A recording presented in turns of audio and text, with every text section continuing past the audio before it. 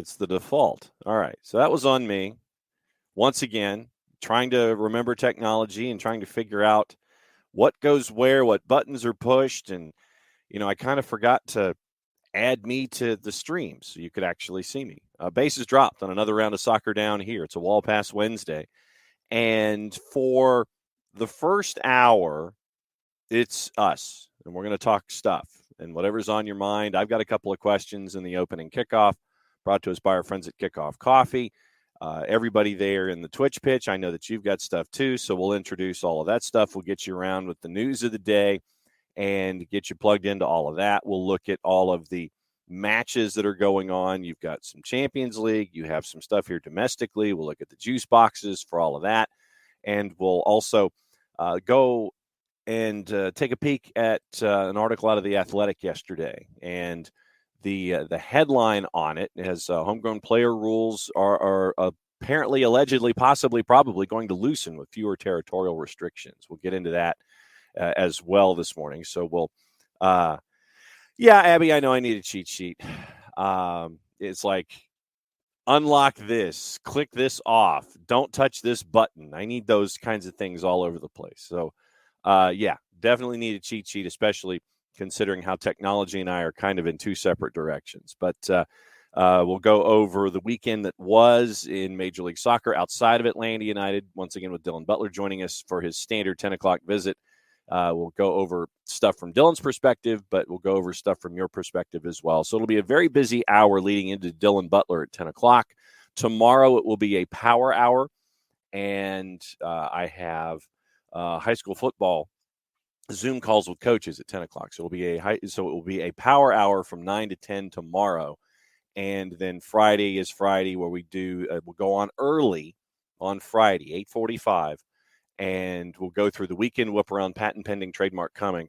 And that will line us up for our Beyond Goals segment at 9:30. And then the rest of the news of the day to carry us through after that. So very busy Friday, power hour tomorrow. You and me here for the first hour before Dylan joins us at, yes, Nick's, it is definitely that, before Dylan Butler joins us at 10 o'clock to get his perspectives on Major League Soccer. So I had a couple of things this morning for the weekend whipper. That's Friday, for the opening kickoff brought to us by our friends at Kickoff Coffee, kickoffcoffeeco.com. And once again, for those of you who are watching on the Twitch pitch, let me turn the QR code. And there's your QR code for Kickoff Coffee, Kickoff Coffee CO.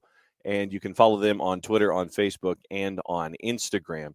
And once again, remember, use the code SoccerDownHere15. And thanks to everyone who has so far in getting your Kickoff Coffee and all the different brands that they have, all the different flavors and variants for those of you who are coffee drinkers. And remember that they take 10% of their proceeds and spin it over and reinvest it into youth initiatives. Very, very cool stuff from our friends at Kickoff Coffee. So opening kickoff this morning, couple different questions.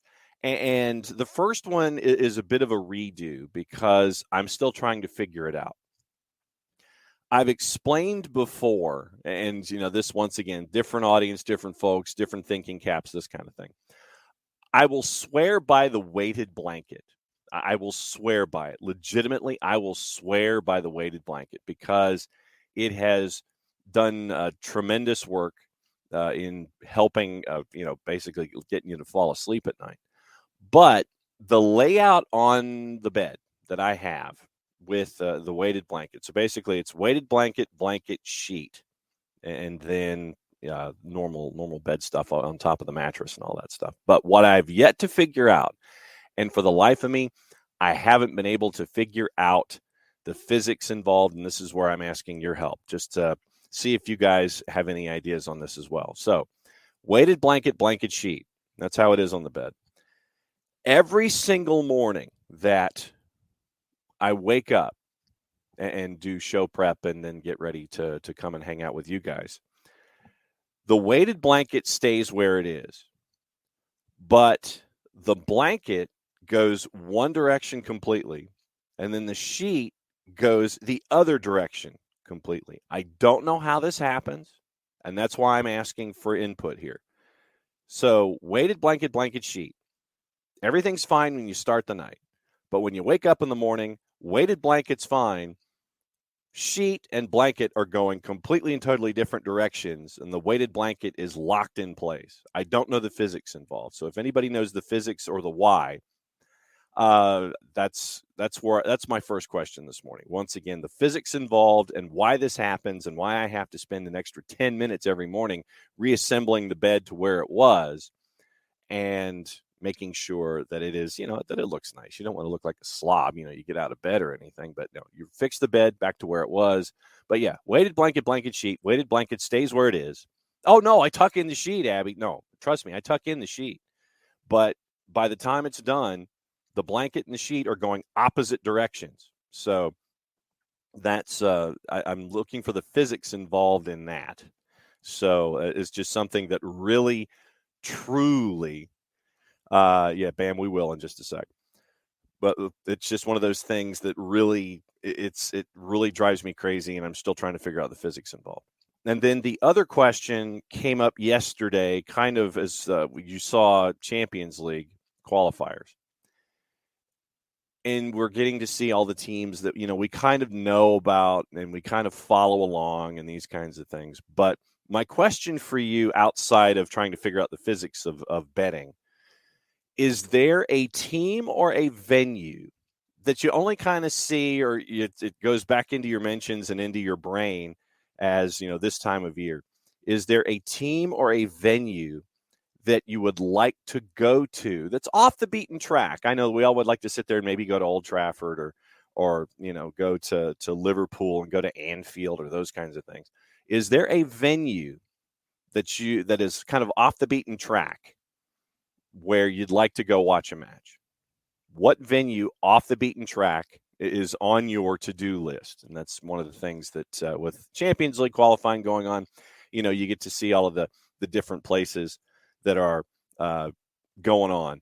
But no, Abby, I hope it's your new phone. That would, if I froze like 9 minutes into the show, that'd be kind of wild. But off the beaten track venue that you'd go like to catch a match. So those are the two questions this morning: physics and venues for the opening kickoff. Brought to us by our friends at Kickoff Coffee, kickoffcoffeeco.com. And once again, you can follow along at Kickoff Coffee CO on Twitter, on Facebook, and on Instagram. And for those watching on Twitch, there's your QR code right there. And the QR code, use the code SoccerDownHere15, get you 15% off your Kickoff Coffee, that you can go and help yourself out first thing in the morning. Get your jolt of caffeine, get your jolt of the dark brew, and work forward from there. Once again, remember, 10% of the proceeds are rolled over into youth development initiatives. So very, very cool stuff from our friends at Kickoff Coffee. So, Bam, I want to go to what you were talking about. And can we all take a minute and just say how wonderful it is to see the Ukraine Premier League season is underway? Absolutely. And it was posted, I want to say, by Shakhtar Donetsk's Twitter account, where you had the message from President Volodymyr Zelensky, and you had the singing of the anthem as medalists 1925, and Shakhtar had the first match as they returned yesterday. So I thought that was really cool. And you've got a match going on right now, actually. They are, I believe, at the intermission with Ruk Lviv and medalist Kharkiv. They are tied at 1 right now in the Ukrainian Premier League. Yeah, but yesterday you had 4 matches, actually. So it was a Shakhtar and medalist, a goalless draw at a plus 642. Zorya Luhansk beat Vorskla Poltava 3-1. Whereas Rivne beat Chornomorets Odessa 1-0, and Kolos Kovalivka beat Krivbas 1-0. So 4 matches yesterday. The Minaj Lviv match has been postponed, but you've got Ruk Lviv and medalist Kharkiv there going on right now. But yeah, absolutely. And if I can figure out a way to do it, this is going to be one of the leagues that I'm going to be paying a lot of attention to. And so if anybody has Ukrainian Premier League viewing ideas, that's another thing, since that's a Wall Pass Wednesday idea. So tomorrow you've got 1 match. You've got 3 more on Friday, and then you've got Friday, Saturday, Sunday soccer in the Ukrainian Premier League. But very, very cool to see them coming back and playing. I know that they had wanted to start on the week of the 23rd, but very, very cool to see them come back and see just a little bit of normalcy in a war zone right now. But hopefully it can be at least a temporary distraction and bring a lot of civic pride to folks there in the Ukraine. And as you can see, if you're watching on Twitch, all the way over to my left-hand side, you have the national flag, and then there are some others. Wait, here we go. Yeah, right here. Actually, there it is. There's one of my Shakhtar scarves. So that's yeah. So I follow the Ukrainian Premier League, and it's great to have them back. So, all right. Yeah. Nick's one this morning. It looks like it's suspended. Nothing. Yeah. I hope nothing bad. Obviously, yeah. So we'll keep an eye on that one. But we got the one at intermission, and we have the one that was postponed this morning. But we'll keep an eye on stuff, and it might even be a bit of a pet project for us to kind of keep an eye on what's going on in the Ukrainian Premier League. Guys, that's a great idea.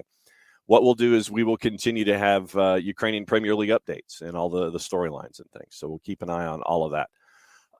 Going around, let's talk quickly about the news out of Major League Soccer with the homegrown player rules loosening. And this came from Stejko Tenorio yesterday at The Athletic.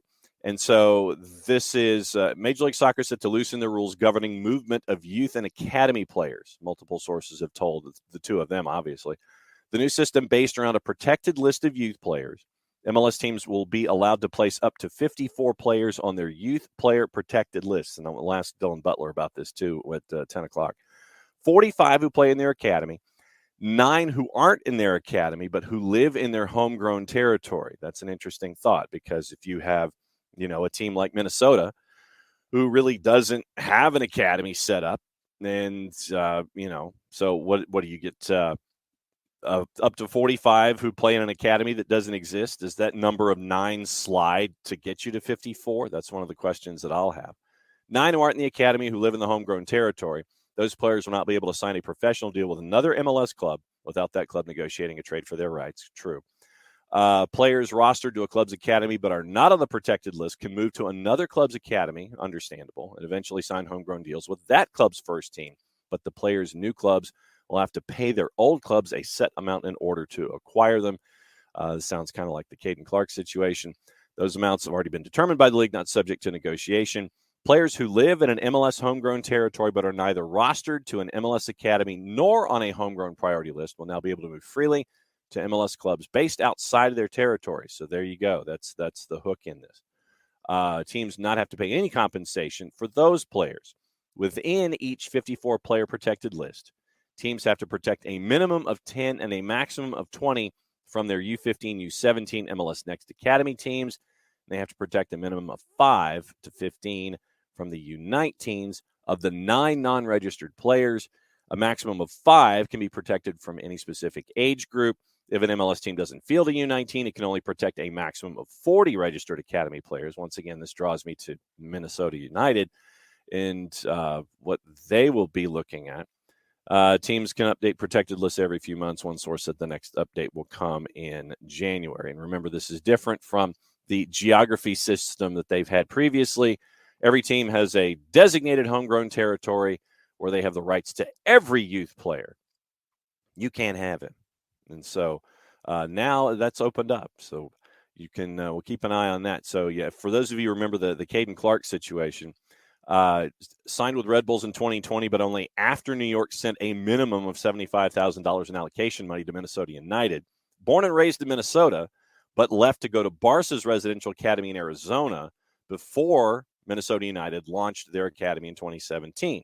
So Kappas and Clark, the two examples that were used, Christian Kappas, who went from Houston to FCD, and Caden Clark would have to have been on the priority list in Houston to Minnesota. So we'll keep an eye on that. We'll see what it looks like from the teams that aren't necessarily pedal down when it comes to their academies. But I thought that was an interesting thing yesterday as well. So a lot of stuff going on this morning. Let's go ahead and go into the timeline and look at all of the activity. Niall, contributor Niall, by the way, Niall had his third version of the Golden Isles and Rotten Isles on Prem and Proper, and that's our preview review show for the Premier League. So Nile drops in occasionally, and he has the Golden Isles and the Rotten Isles, his weekly awards for success or lack of success.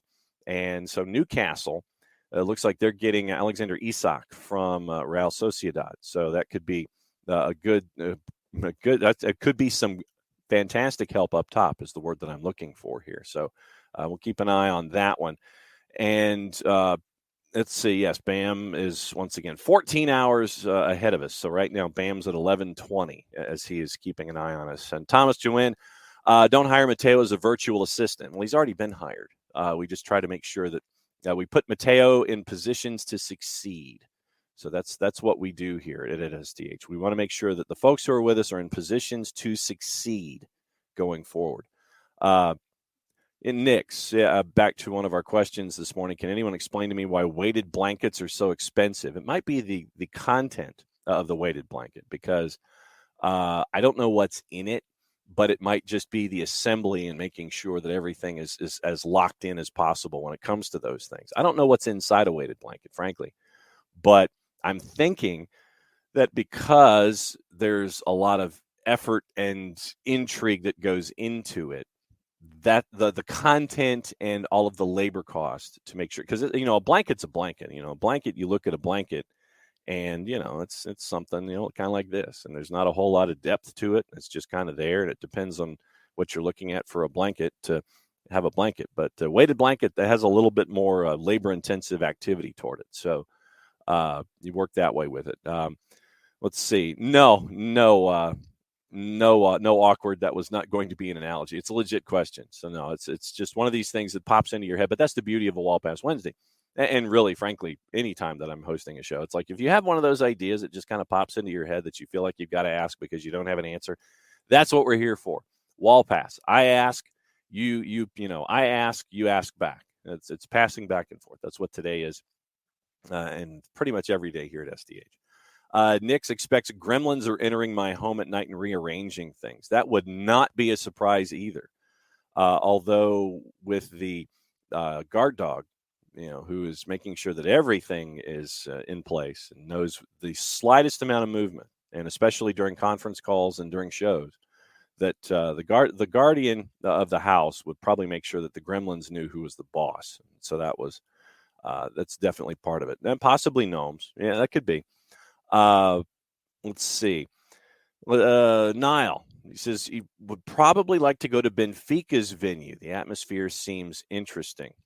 So, okay, so we'll put Benfica on the list. Bam, have always told the better half that when we go to Europe, I'd rather go see lower league team derbies than the big teams play. True. And I'm right there with you because, I don't know, Bam, if you know that I have interest in various trusts at each level of the pyramid in England. And when I started that, it was more, to have representation at each level of the pyramid. I had interest in a trust in the Premier League, in the Championship, League One, and League Two. Unfortunately, the whole pro rel thing got in the way, and so now I've had teams playing against each other that I have interests in. So I'm a part of the Swans Trust at Swansea. I'm a part of the Dons Trust at AFC Wimbledon. I'm a part of the Pompey Trust at Portsmouth, and I'm a part of Scunthorpe's Iron Trust. So when you had teams playing against each other in League One and in the Championship, it was a bit unnerving because you're sitting there and it's like, okay, just a point for each of you, that kind of a thing. But no, I am with you. I would rather go to the smaller venues to where, A, I know I could get a ticket. B, I wasn't going to be paying, an arm and a leg and a half and all of the other things that are working their way forward. So, no, I'm with you. I think that the lower division stuff would be more fun. You'd get tickets. You could get more of an experience and work your way forward there. So, no, I'm with you. If it's going to be someplace like, Europe or something like that, it probably for me would be one of those that it's going to be a derby in a lower division. So I'm right there with you. Let's see. Knicks really hope Russia doesn't try and target one of these games. Sadly, I don't put anything past them, but I know that this was when the Ukrainian Premier League is meaning to do these kinds of things, that I don't think they have audiences. I think that the venues are just there, and the games are going on inside, but I think the venues are empty from what I understand. And so with it being Independence Day and things like that, just have your thoughts and best vibes headed in that direction always, with everything that Ukraine and those who are tied to the country are facing every single day. So just keep your warmest thoughts headed in that direction. But yeah, it's you hope that matches can be some kind of a distraction. Bam, still to do tours of the big stadiums, but as for watching games, I'd rather see lower team derbies. Right there with you. Okay, so Bam, you're mentioning that the current game looks like it has been abandoned. So it's been abandoned at 1-1, and so I may check Twitter real quick and let's see what's going on. Medalist Kharkiv. Okay, so Medalist Kharkiv. Let's see what we have. Let's see. Air raid siren went off about a half hour ago. So 35 minutes ago, according to Colin Miller, and this is from Colin Miller over at the Mirror. Air raid siren went off during Ruk Lviv and Medalist Kharkiv. Players had previously been in an underground bomb shelter before the game. Air raid protocols now must be followed by everyone in the stadium. So the game is, according to Colin Miller, the game is delayed. And that's once again as of about 31 minutes ago. So air raid sirens go off, and then the players exit the field. So we'll keep an eye on that one. And everything going on in the Ukrainian Premier League going forward. Unite, Chop, Rise. I don't have the statistics, but we'll go ahead and pose the question to the floor. Do we have the worst scoring DPs this season? Looking at the numbers so far, it does appear so. DPs 14 goals total this season, 24 for LAFC, 17 for Columbus, 15 Orlando. Makes me think we screwed up who we got. Almada's a win, but it's definitely an issue. I don't think we screwed up who we got. I think that Unite. Well, then let me once again the idea of a wall pass Wednesday. Who would you have wanted to bring in? So I'll add that to the floor this morning as a part of the exchange. You look at Sporting. I don't think that their numbers are all that great. DC definitely not, but I don't think you screwed up who you brought in. And once again, we can get into the issues that we've been discussing when it comes to having the continuity that's attached to all of the DPs that are here. Remember, you didn't have Thiago Almada for a couple of matches. You didn't have Luis for a couple of matches. Remember, you didn't even have all of your DPs playing together because of health and various reasons until 6 weeks ago. So, I think it's part and parcel to everything that we've seen with Atlanta United this year. I just think that when you don't have them all together for whatever reason, and then injuries are a part of this as well. I don't think that this was a screwing up of who you got at all.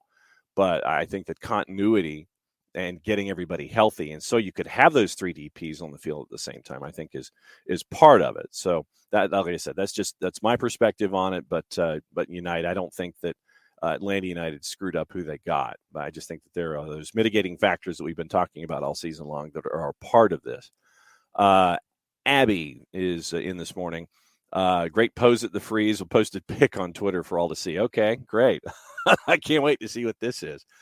Okay, and Bam with the update. Cool. It was in the 44th minute when the game was abandoned. Niall, don't think Arujo and Joseph are bad signings at all. They're good in his opinion. I think Arujo's just overthinking, and Joseph's not the same since his injury. I'll agree with you there, Niall. I think Joseph is still trying to figure out who he is. And, when you've had a knee injury that was to the extent that Joseph's was, you have surgery and then you have cleanup. It's just trying to come back and figure out what you can and can't do, what you have to do, what you can tweak, those kinds of things from your skill set. Sit there and say, okay, I can do this as opposed to doing this.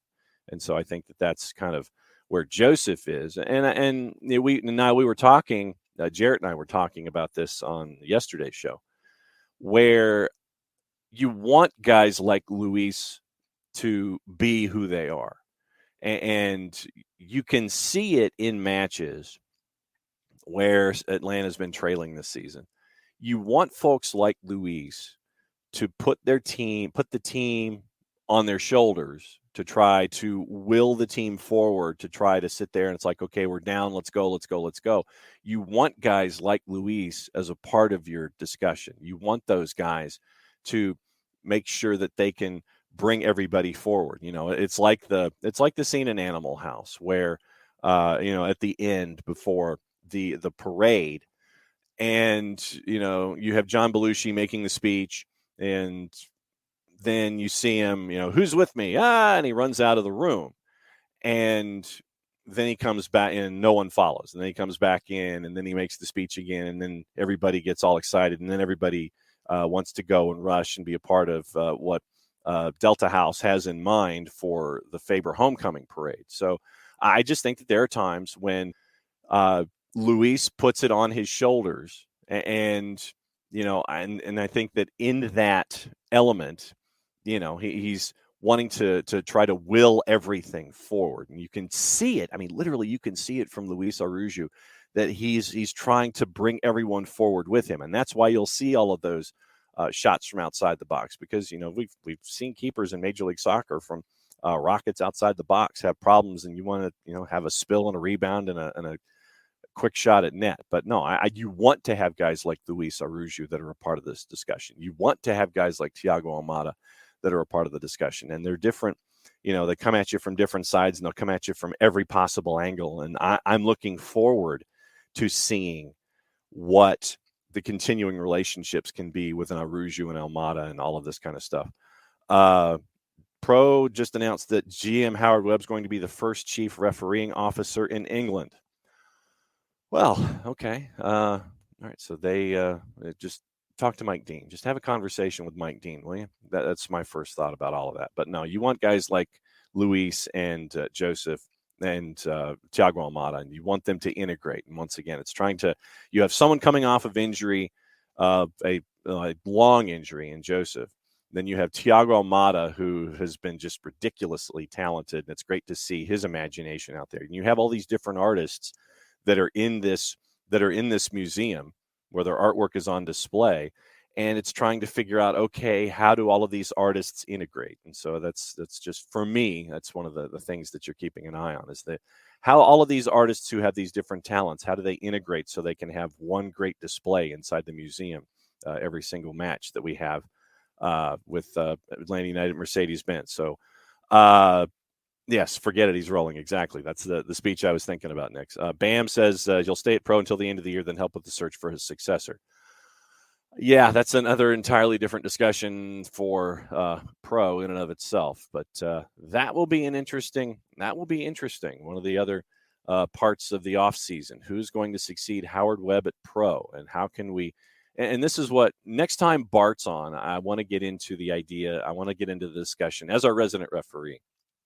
Next time Bart Keeler's on with us, I want to get into that discussion with him about the idea of making how do we make officials better? And that's so, yeah, Bart for the new GM of Pro. Hey, I'm all for it. We'll talk to Bart about that next time we see him. But no, that'd be that'd be interesting. But yeah, so we'll keep an eye on Pro, and I want to know who the successor for Howard Webb is going to be. I want to know about accountability. I want to know really about that chain of command. I want to know about accessibility, and I want to know about accountability. Those are the two big things for me that I want to see going forward. So if you have instances from certain officials who are repetitive in their activities, what happens? What happens with accountability? What happens with accountability in the public sphere? That's what I'm looking for. Doubt we'll see it, but that's, man can always hope, right? So that's, kind of what I'm looking at. But okay, so Howard Webb going to be the first chief refereeing officer in England. And so Pro is going to have him there till the end of the year and help with the search of his successor. So we'll have that. I wish I had the breaking news sounder with me that we normally have for soccer over there. I'll have to look and see if it exists. But so Howard Webb, interesting stuff this morning for everything going on there. All right, so for the next 20 minutes or so, once again, anything on your mind, that's what it's here for. We're going to talk about that. We'll go through all of the transfers, all the talk, all of the possibilities before Dylan Butler joins us at 10 o'clock, looking at stuff overseas, and we'll get into TV and everything and all the viewing habits for today as well. Looks like Leicester has rejected the third, and so Knicks, let's get into this here. Leicester has rejected the third bid for Wesley Fofana. So 3 bids down right now. Chelsea's latest offer was believed to have been £60 million, with a possible 10 in add-ons, but the fee was unlikely to hit $70 million. Fofana wants to move to Stamford Bridge this summer. Chelsea and Leicester are this Saturday afternoon. Kickoff is at 3. So, as I grab the big calendar here, let's take a look at the calendar. So, this Saturday is the 27th. So, there's still some wiggle room and some negotiating room when it comes to the remainder of the transfer window and trying to get Fofana. Perhaps Leicester will do something after the Chelsea match because you don't want your guy going up against you in any manner, way, shape, or form. So Chelsea has rejected the third Fofana bid, or has been rejected from Leicester for their third Fofana bid. Chelsea looks like they're prepared to pay up to $60 million for Anthony Gordon. And so the initial bid of £40 to £45 million rejected by Everton this month, prepared to increase the offer. Everton's positions the player is not for sale, but Anthony Gordon wants to move to Stamford Bridge. Callum Hudson-Odoi is also closing on a Bayer Leverkusen deal.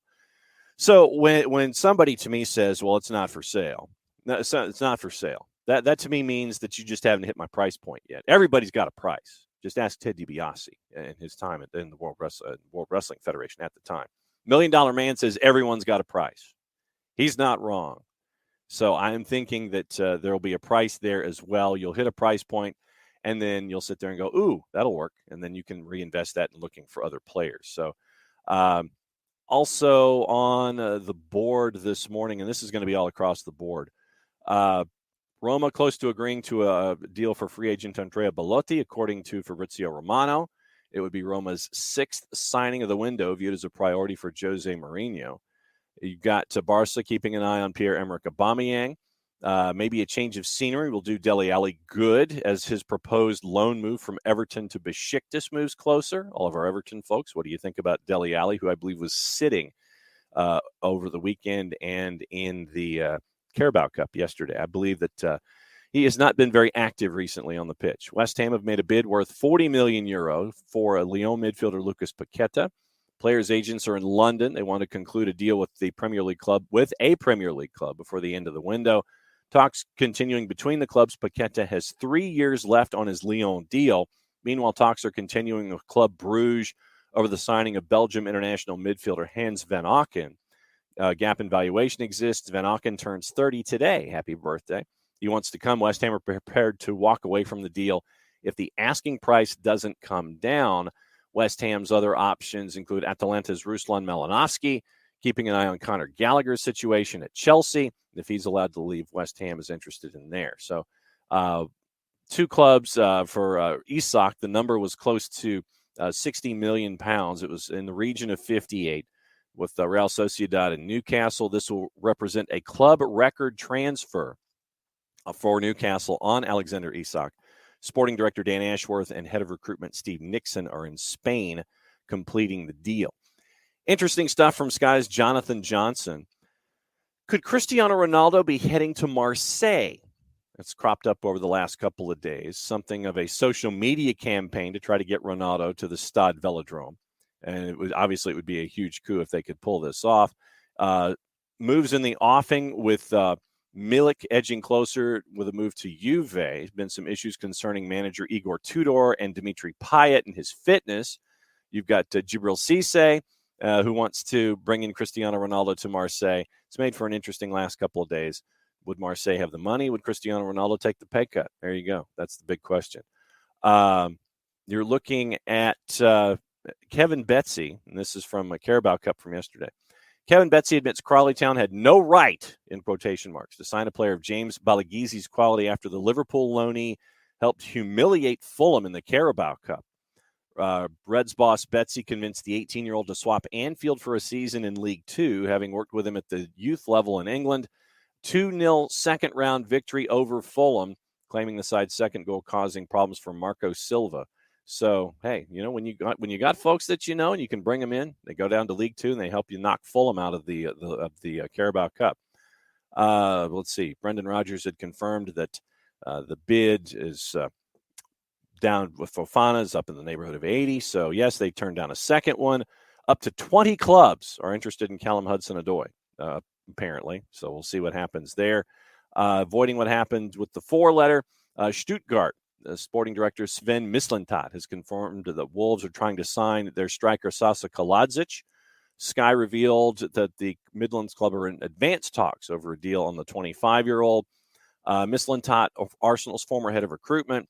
There are mutual interests in England, he says. Wolves are one of them, but at the moment it's not really concrete on either side, end quote. Stuttgart won €25 million, £21 million for the Austria international. Sky Germany believes an agreement in the neighborhood of €20 million is still realistic. According to Sky in Germany, personal terms with Kaladzic will not be a problem as the player wants to move to Molineux, and they need all the help in scoring they can get. Bruno Lage claimed that the Wolves are yet to receive a proposal for Pedro Neto amid a reported interest from Arsenal. The Times claimed the Gunners interested in signing the 22-year-old, who's believed to be valued at over £50 million by his current employers. Lage has insisted Arsenal have not made an approach for the Portugal international, quoting Lage on Tuesday when he was asked about it. Heard that, but nothing's come to us. It's normal now with the good players we have. Teams are looking for good players in the same way we're looking for Guedes, Mateus Nunes, Nathan Collins. No one told me anything about any proposal. And Brendan Rodgers also said that Wesley Fofana was left out of the matchday squad after not turning up for first-team training last week and has been working with the under-23s. Dropped from the squad for the 2-1 loss to Southampton. Rodgers said the defender was not in the right frame of mind to play. Absent again on Tuesday as the Foxes won 3-1 on penalties at Stockport. Prior to the game, reported Leicester turned down that third bid. Apart from that, according to Brendan Rodgers, not 100% on the other details because we were focusing on the game. Didn't turn up for training, hence the reason for the weekend. And quoting Brendan, he's a good kid. It's just been a really challenging situation from him. So we'll keep an eye on that as well. We'll look at the other stuff going on when it comes to the region and everything going on in the papers. Once again, when we go with the papers, we always avoid the 3-letter paper and the 4-letter paper because, frankly, their record for accuracy kind of leaves a lot to be desired. So we'll go around the 3-letter and the 4-letter paper. The Times comes out this morning and says a power struggle is brewing over the distribution of Champions League cash after 2024. UEFA coming under pressure to cut the proportion of TV money allocated to clubs on the basis of their historical achievements in Europe. So we'll keep an eye on that. Daily Express, Manchester United stepping up their efforts to bring long-term target Antony to Old Trafford in the next 9 days. We've mentioned the Malinowski deal, £18 million Atalanta midfielder. Tottenham remain interested in Wolves winger Adama Traore as Antonio Conte looks to add one more attacking option to his squad. Guardian, Nice are in talks with Arsenal over a deal to sign Nicola Pepe on a season-long loan just 3 years after the Ivory Coast forward joined for a club record fee of £72 million. Sunderland hoping to sign PSG midfielder Edouard Michut. So we'll keep an eye on that one if they can come up with the cash to pull somebody away from PSG. From the Mirror, Chelsea are yet to meet Barca's valuation of Pierre-Emerick Aubameyang, but expect to be able to wrap up a deal quickly. Once that happens, personal terms have already been agreed to, so now it's to the other elements of the deal. Barca reportedly demanded for Hector Bellerin to wait until just short of the end of the transfer window before making a decision on his club future. That really doesn't give either Bellerin or the club a whole lot of wiggle room to figure out a future if it's outside of Barca. Eric Ten Hag put quotes from pundits up at the Carrington training base to fire the team up before their win over Liverpool on Monday. Yeah, and it was also disclosed that Ten Hag ran the 8.5 meters with the club. He's like, we're going to make up the distance that we didn't run. Turns out Erik Ten Hag ran the distance with him. So that's a very, very cool thing to see from Erik Ten Hag. Telegraph. Bus attacked by Manchester United fans outside of Old Trafford on Monday, which they thought was either carrying Liverpool's players or a group of supporters, was actually bringing a group of South African children who support United to the game. Nice going, Manchester United fans. Oriol Romeu's 7-year stay at Southampton could soon be at an end as he's ready to accept to move to Girona if the clubs can agree on a transfer. Brandon Williams, Phil Jones, and Axel Tuanzebe are set to follow Eric Bailly out the door at Manchester United as Ten Hag plots the overhaul to his defense. And in Scotland, Zurich boss Franco Foda has warned Hearts a Tynecastle will charge his players up to finish the job rather than see them short-circuit in the Europa League playoffs. So we'll get you into that grid and get you into what to watch today for everything going on. So let's take a peek at the schedule and see what is going on in today's matches.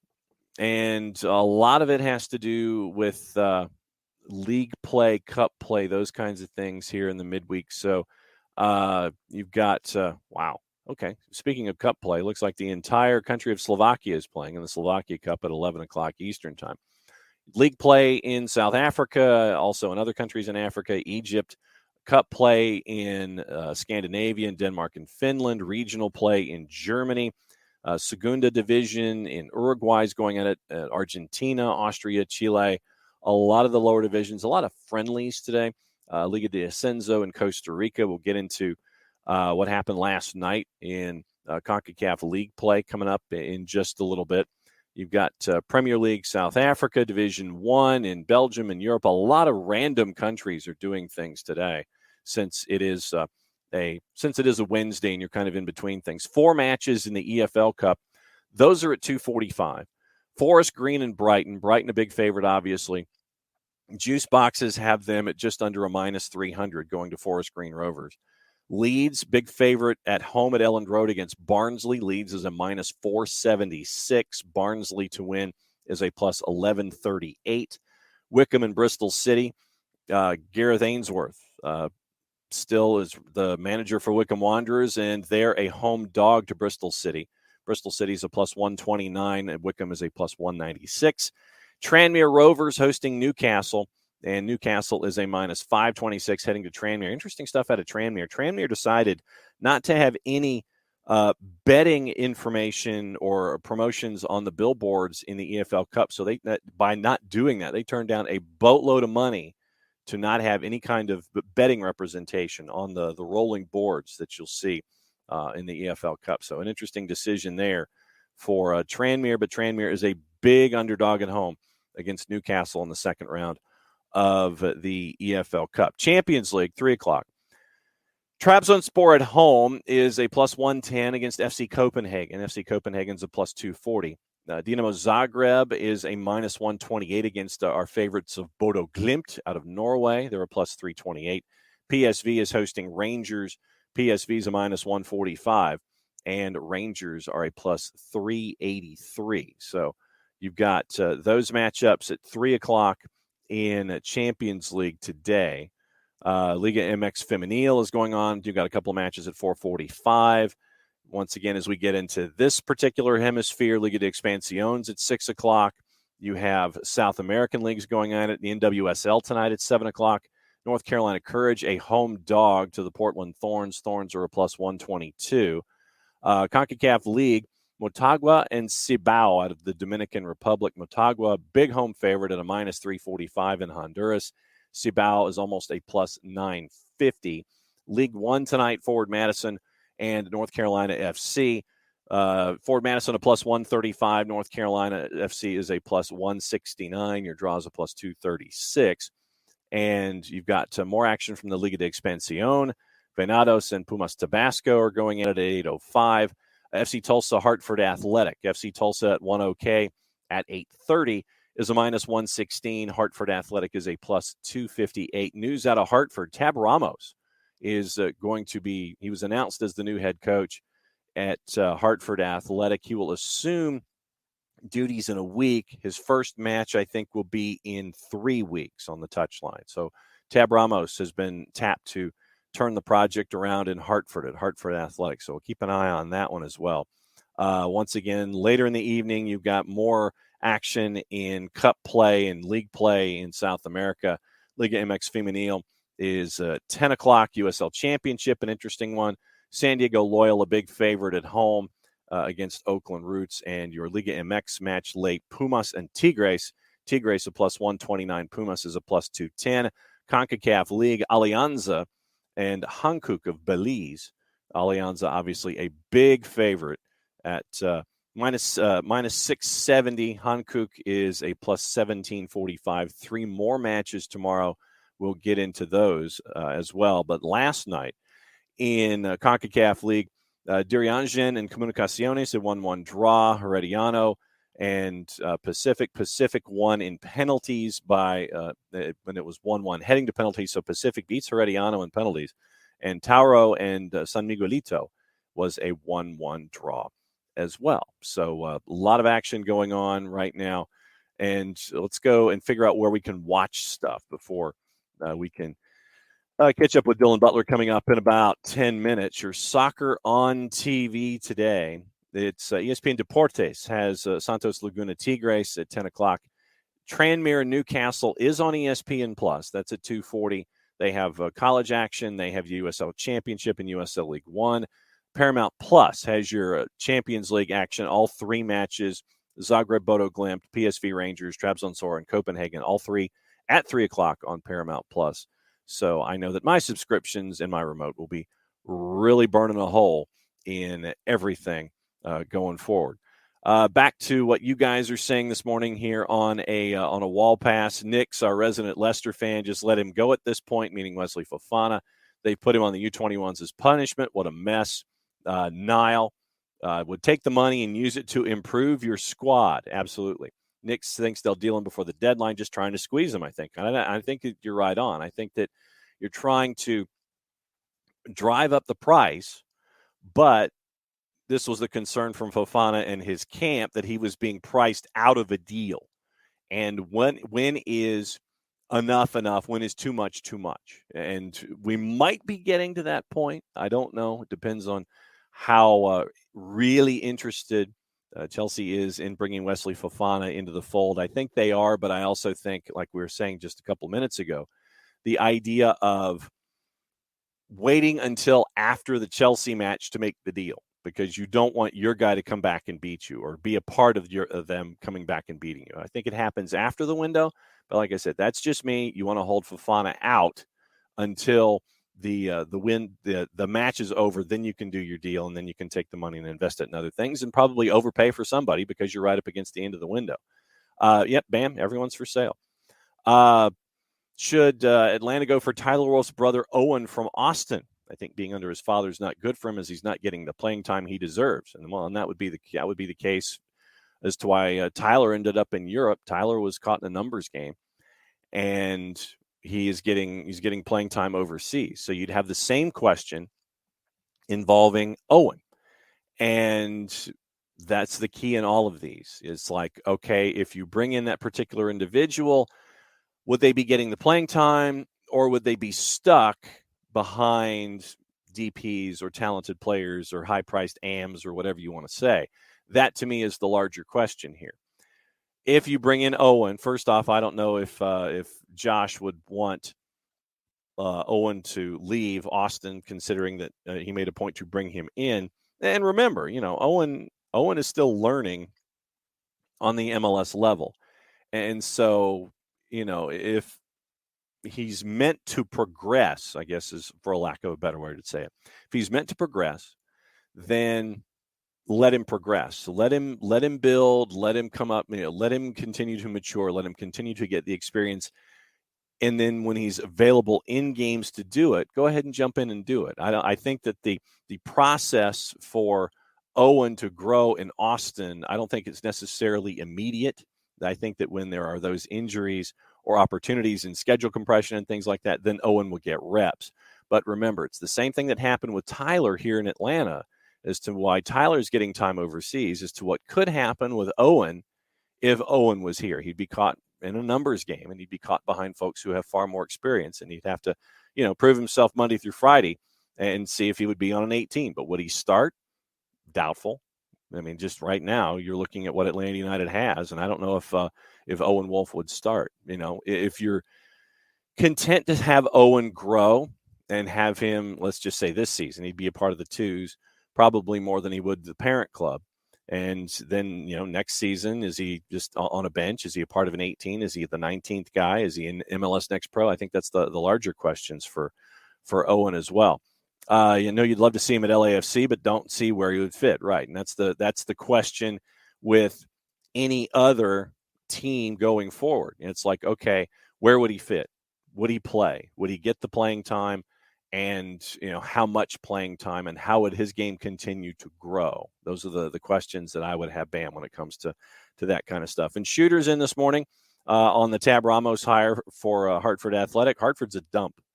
And I think they're 5-15-5 this year in USL Championship. Let me check it really quickly to see what you're looking at with Hartford. And Hartford has had 3 coaches this year, and the Hartford, 5-15-5, 15 losses in 25 games. But Hartford has had 3 coaches this year. Their first coach had to leave. The team had gotten off to a slow start. The first coach leaves because of family issues back home in England, and so then your technical director takes over. He's been the interim coach. They bring in Tad Ramos. It'll be another couple of matches with your technical director as your head coach. And then you go work your way with Tab Ramos. And you get Tab Ramos for the end of the season this year. But I think that more than anything, you give Tab Ramos the runway for 2023. And it's like, okay, here's what's going on with Hartford. We bring you in almost like what I think what DC is looking at with Wayne Rooney.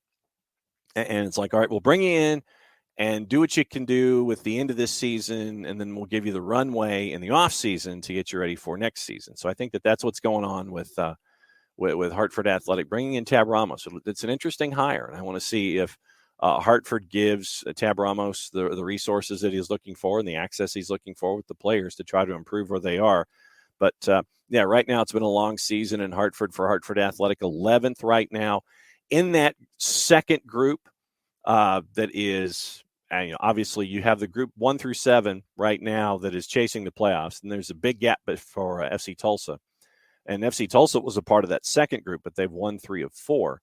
But that group that is not a part of the playoff picture, Loudoun, Hartford, Charleston, the Twos, and Red Bulls 2, they're all a part of that group, and Hartford has been a part of that group. And like I said, they've lost 3 of 4, and they have given up 39 goals this year. They've only scored 25 in 25 matches. And so only scoring a goal a match is going to present problems for you. In this 3 of 4, didn't score against Hartford Athletic, scored 2 against Indy 11, only scored 1 against Memphis 901, didn't score against Birmingham, and it was a goalless draw with RGV. So they're competitive against the teams that are right there with them when it comes to competition in USL Championship, but obviously in the teams that are above them and chasing after playoff spots, they are having problems. But you bring in Tab Ramos, and it'll be interesting to see what happens with Hartford toward the end of this season and heading into next.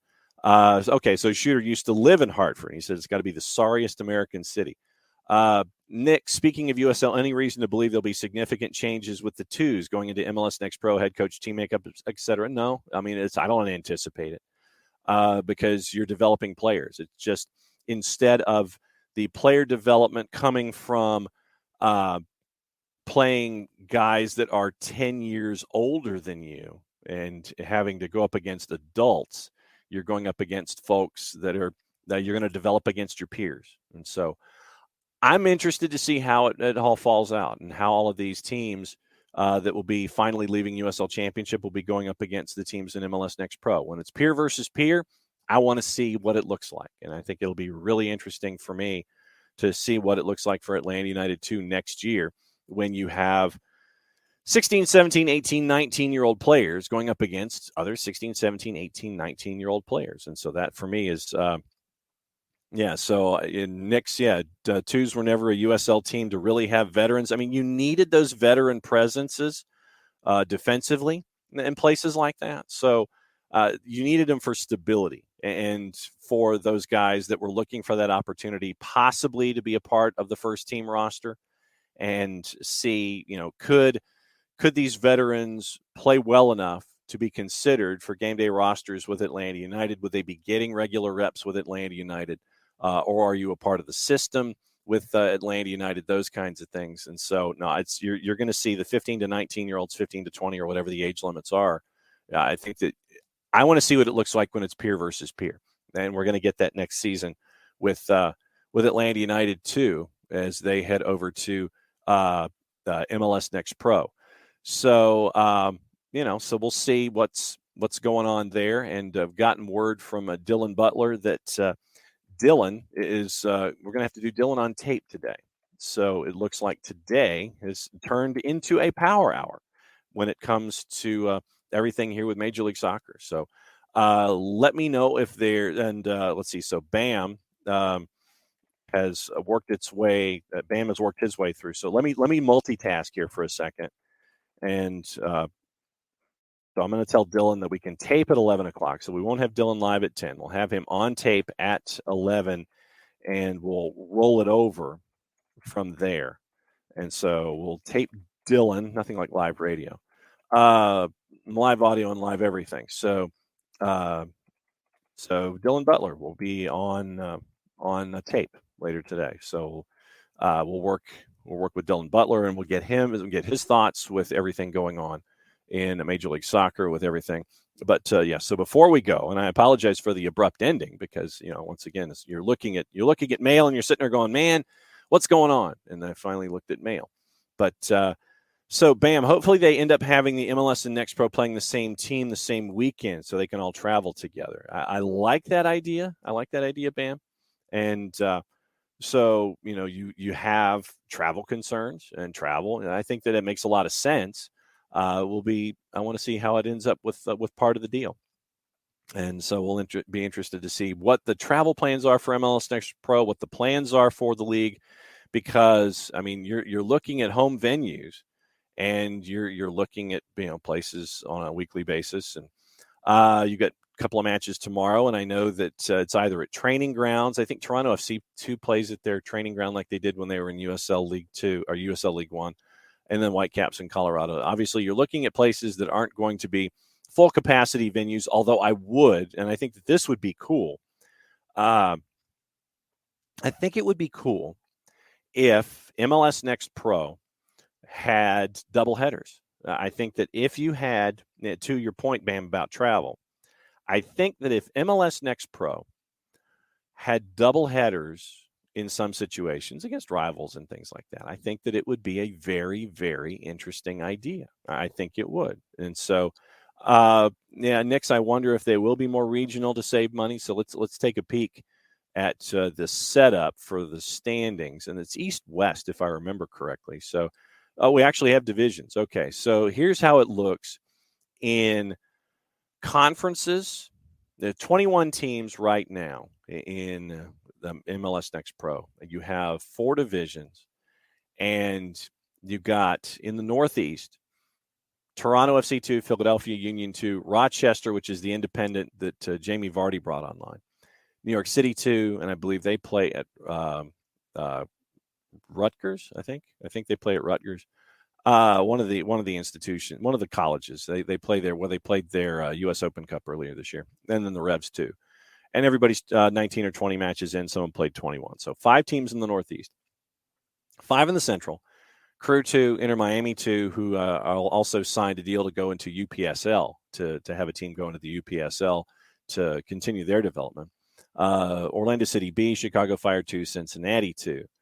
I wonder if the Atlanta United 2 goes into this division, or do they figure out how to work things with the Frontier? We'll see. I think that the Central Division probably gets renamed when Atlanta United 2 comes in next season, but right now it would be something like the Central, with the 21 teams that are there. In the Pacific, Tacoma Defiance moved over from USL Championship. Whitecaps 2, Earthquakes 2, Real Monarchs, and T2. So that's your 5 in the Pacific. And then the Frontier, you've got St. Louis City 2, who is leading. They're leading their division right now. That's 14 wins in 20 matches. They've lost 4, and then in the extended playoff, the shootout, they've won 1 and lost 1, but they've won 14 of 20 in the Frontier division. So good work by St. Louis City too. North Texas, Dynamo 2, Loons 2, Sporting 2, Colorado 2. That's your Frontier division. So right now, 21 teams in MLS Next Pro. And so I think, really, no, it should be the Rhinos. But yeah, that was a complete and total whiff by Rochester, New York, and RNYFC, or whatever they're calling themselves. But I think that it would be fun, and there I go with the fun word again. I think it would be fun and interesting if it made sense logistically, if you had double headers in venues that could handle it, with MLS Next Pro or NWSL, if the two teams were tied, leading into an MLS match. I think it would be a hoot. I think it would be great to have those kinds of things working forward. I think it would be. Justin, I think you might be right. St. John's, I think you're right. But I think if you had these rivalries, and it's a way to elevate MLS Next Pro, it would be a way to elevate your NWSL teams. I think that if you had these kinds of things, I think it'd be cool, especially for the new teams who are working their way into MLS Next Pro, to give exposure to that particular league. You sit there and go, hey, look, we're in MLS Next Pro now, and OCB is coming to town. And not the Organized Crime Bureau or anything like that, but OCB, or the Orlando, as Greg Garza calls them. And he's not wrong. Orlando comes to town. The purple team comes to town. You have a Next Pro game, and then you have the MLS game. I think that would be really cool, and I think it'd be interesting to consider stuff like that for Major League Soccer. Abby, don't know where they would play. When we know, we'll let everybody know when it comes to all the activity with Atlanta United 2. Will they play at the Fraction? Don't know. So that's one of the questions of the offseason that we will find out an answer for when it comes to Major League Soccer. So that's good stuff when it comes to all of the stuff with MLS Next Pro. So on that note, if there's anything else quickly, let me check the Twitters real quickly. Let me see if there's anything that is going on Twitter that you guys. Okay. So now you sent. Okay. There's the picture. So the picture of me freezing on Abby's phone as she was watching on Twitch, and her phone froze. It is now available for those of you on Twitter at Soccer Down Here. So I froze in a great spot. If my chin was actually on my hands, that might be even better. But no, when we know what's going on with the Next Pro next season, obviously we'll let you guys know about that as well. But all over the place today with a lot of action, and it was great to catch up with everybody. And I'm glad that we have the Ukrainian Premier League on our minds as well. So let's see. Once again, reminder, we'll have Dylan Butler on tape, and he'll be on later today. Also, remember, tomorrow it'll be another Power Hour from 10 to 11. And then you can catch me with the high school football version of me on GPB Sports Facebook page. We got Countdown to Kickoff, myself and Hannah Gooden at noon, and then Recruiting 2022. We'll tape that, and you'll see that Friday night at 7 before our game of the week. Also, Nico Moreno will be Thursdays with Nico, probably on his third cup of coffee. We will catch up with Nico at 4 p, and we will turn that around in short order so we can get his views. Obviously, injury news out of Seattle yesterday, surgery for Cristiano Ronaldo, and he is probably going to be out for the remainder of the season. We'll talk to Nico about the groin injury and what that means. Another injury is Seattle is trying to push their way up the table and get into the playoff discussion. But looks like it's getting to be a taller and taller order for Seattle as they get ready for Friday night football as they head to Portland to take on the Portland Timbers. And they are a road dog right now as they head to Providence Park. It's not far, like a plus 146 to a plus 161, but we'll keep an eye on what's going on. Don't know. OG, we'll keep an eye on Wild Heaven. We'll have an announcement one way or the other. So when we know about that, we'll let you know about that too. Let's see. Big loss for the Sounders. Bam, non-football related. Danny Ricciardo leaving McLaren at the end of the F1 season has just been announced. Yeah. When it came to Daniel Ricciardo, I knew that it was trying to figure out his future, and there'd been talk that he wasn't going to be staying with McLaren, and I know that there'd been a lot of black clouds hanging over the team as I think they're getting ready for Belgium, I think, this week.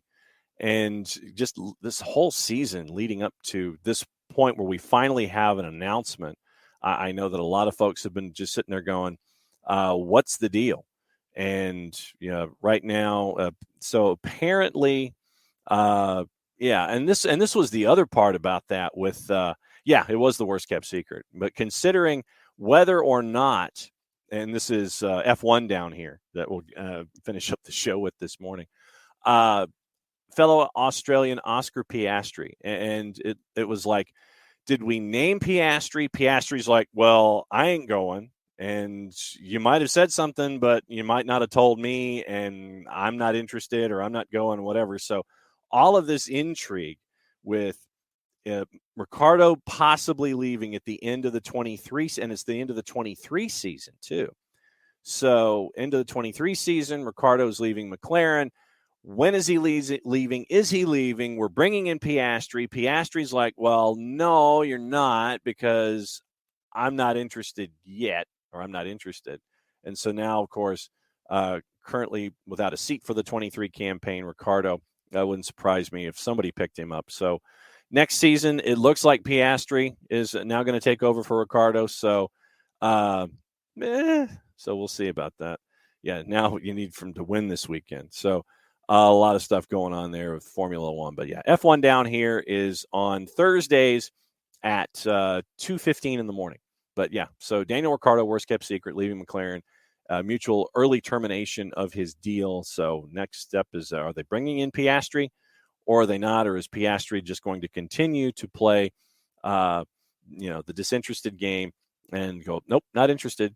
And then everybody's got a price. And we've talked about that with Wesley Fofana.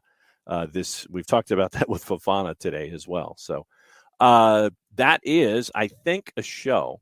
And once again, thanks to everybody who's been hanging out with us and going through everything. So you have your viewing assignments. You know what's going on with all the news that's fit to print.